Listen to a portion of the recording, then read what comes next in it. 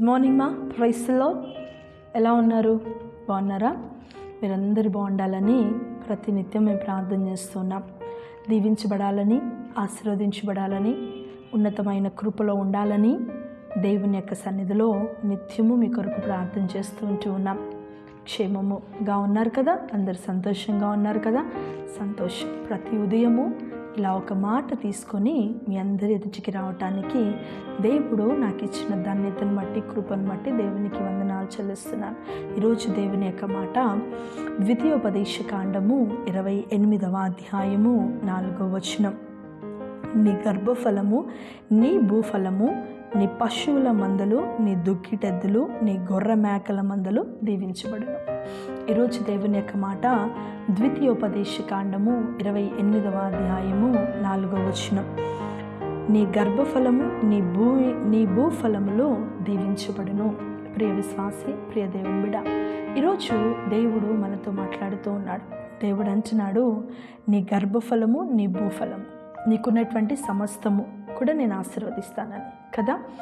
దేవుడు ఆశీర్వదించే దేవుడు, దేవుడు మనల్ని బలపరిచే దేవుడు, దేవుడు మనల్ని నడిపించే దేవుడు, దేవుడు మనలను బలపరుస్తూ దీవించేటువంటి దేవుడై ఉన్నాడు. అన్ని విషయంలో మన తండ్రి మనకు ఒక సహాయకుడిగా నిలబడేటువంటి దేవుడై ఉన్నాడు. ఆయన అంటున్నాడు, నీ గర్భఫలము దీవించబడుతుంది. నీకు పుట్టిన ప్రతి ఒక్క బిడ దీవించబడబోతున్నాడు. బిడలు మాట వినట్లేదని ఏడుస్తున్నావా?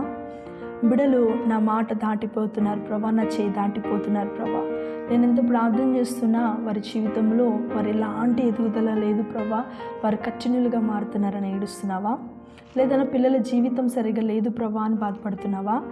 లేదా నా పిల్లలు ప్రభా నీ యొక్క ఆశీర్వాదాన్ని చూడలేకుండా ఉంటున్నారు అని చెప్పి బాధపడుతున్నావా?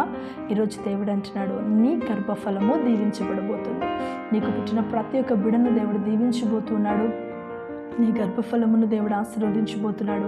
ఆయన తన ఉన్నతమైనటువంటి కృప కార్యము నీ జీవితంలో దేవుడు చేయబోతున్నాడు. నీ పిల్లల విషయంలో వారికి చక్కటి జీవితాలను, వారికి చక్కటి భవిష్యత్తును, వారికి చక్కటి ఆశీర్వాదాన్ని దేవుడు ఇవ్వబోతూ ఉన్నాడు.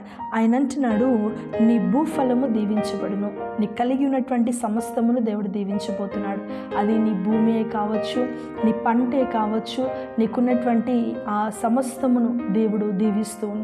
నువ్వు అనుకుంటున్నావా, ప్రభా నేను ఇది తీసేయాలనుకుంటున్నాను కానీ ఈ భూమి మంచి రేట్ రావట్లేదు ప్రభా, లేకపోతే దీని వలన నేను ఎలాంటి ఆశీర్వాదాన్ని కలిగి లేను ప్రభా అని నువ్వు బాధపడుతున్నావా? నీ భూఫలము దీవించబడుతుంది. ఏదైతే నిషేధించబడిందో అది దేవుడు తలకు మూలరాయిగా చేయగలిగినటువంటి దేవుడు మన దేవుడై ఉన్నాడు. నువ్వు దేని కొరకు ఎదురు చూస్తున్నావు? ఏదైనా కొనుక్కోవాలనుకుంటున్నావా? లేకపోతే సేల్ చేయాలనుకుంటున్నావా? లేకపోతే పంట సరిగా పండట్లేదు ప్రభా అని నువ్వు ఏడుస్తున్నావా?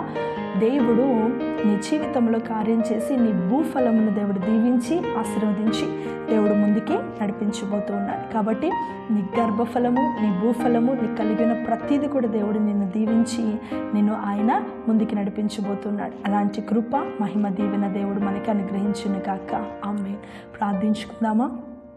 ప్రభువా నీకు వందనాలు చెల్లిస్తున్నాను తండ్రి. యేసయ్యా, ఈ ఉదయకాల సమయంలో ప్రతి ఒక్కరిని వైపు చూస్తున్నాం ప్రభా. నీ సన్నిధి, నీకు కృప నిత్యము తోడయించే దేవా నీకు స్తోత్రం ప్రభా. ఈరోజు నువ్వు వాగ్దానం చేసావు, నీ గర్భఫలము, నీ భూఫలము దీవించబడుతుందని. నాయన, ఈ వాక్యం వింటున్నటువంటి మాటలు వింటున్న ప్రతి ఒక్క బిడ్డను దీవించండి. వారి గర్భఫలమును, వారి భూఫలమును దీవించి ఆశీర్వాదకరంగా, దీవెనకరంగా, మహిమకరంగా నువ్వు మార్చమని ప్రార్థిస్తున్నాం.